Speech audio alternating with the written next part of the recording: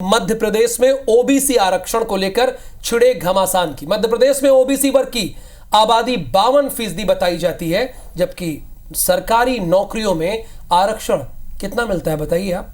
14%। तत्कालीन कमलनाथ सरकार ने ओबीसी आरक्षण की सीमा 14 से बढ़ाकर 27% कर दी थी, लेकिन यह फैसला कोर्ट कचहरी में फंस गया। दूसरी तरफ सत्ता से कांग्रेस सरकार की विदाई भी हो गई, लेकिन अब कांग्रेस ने इस मुद्दे को एक बार फिर से हवा दी है। नेता प्रतिपक्ष उमंग सिंघार ने 27% ओबीसी आरक्षण पर मोहन सरकार की नीयत पर सवाल उठा दिए हैं।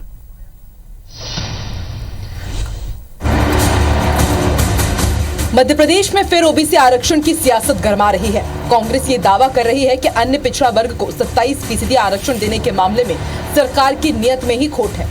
कांग्रेस के सुर में अब बेरोजगारों के सबसे बड़े संगठन NEYU ने भी सुर मिलाना शुरू कर दिया है।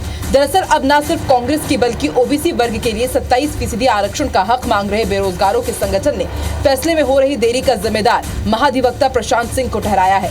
बाकायदा सोशल मीडिया पर ओबीसी आरक्षण की पैरवी कर रहे बीजेपी सरकार के महाधिवक्ता प्रशांत सिंह के खिलाफ ट्रेंड चलाया जा रहा है। नेता प्रतिपक्ष उमंग सिंघार खुद कह रहे हैं कि प्रशांत सिंह हाईकोर्ट में ओबीसी आरक्षण की पैरवी तबियत से नहीं कर रहे हैं, लिहाजा अब तक मामला पेंडिंग पड़ा हुआ है। जो ये सरकार है ये ओबीसी विरोधी है और हम सीधे सीधे सरकार को ये चेतावनी देते हैं कि जो आपने जिस तरह की मानसिकता के जो प्रशांत सिंह के महाधिवक्ता उनको इस पद पर नियुक्ति की गई है, इनको जल्द से जल्द इनको हटाया जाए, वरना जो प्रदेश का ओबीसी महासभा है वो एक बड़ा आंदोलन करेगी। निश्चित तौर से कहीं ना कहीं कानून रूप से जिस प्रकार से प्रशांत सिंह जी डिले कर रहे हैं और कोर्ट को निर्णय लेने में समय ले रहे हैं, तो मैं समझता हूँ कि प्रशांत सिंह जी के प्रति जिस प्रकार से युवाओं का गुस्सा वाजिब है और तत्काल सरकार को इस बारे में निर्णय लेना चाहिए। मध्य प्रदेश में हमने 3 बार ओबीसी नेताओं को मध्य प्रदेश का मुख्यमंत्री बनाने का काम किया।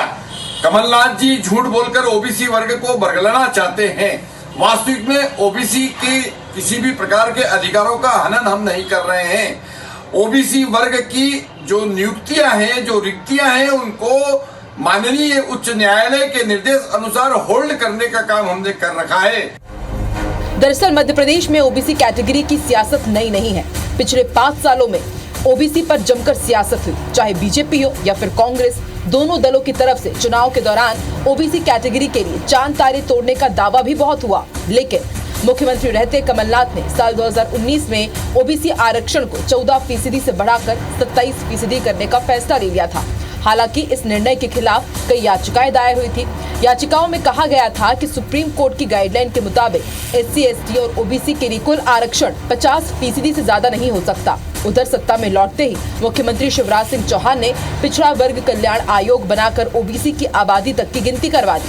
आयोग की रिपोर्ट ने यह दावा किया था कि मध्य प्रदेश में 52% ओबीसी जनसंख्या है, जबकि 48% वोटर है। जाहिर है ओबीसी आरक्षण पर लगी आग की लपटे की तपिश अब भी महसूस की जा रही है।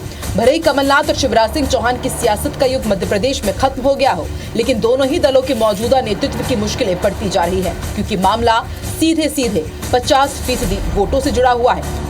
नवीन कुमार सिंह के साथ ब्यूरो रिपोर्ट IBC 24 भोपाल।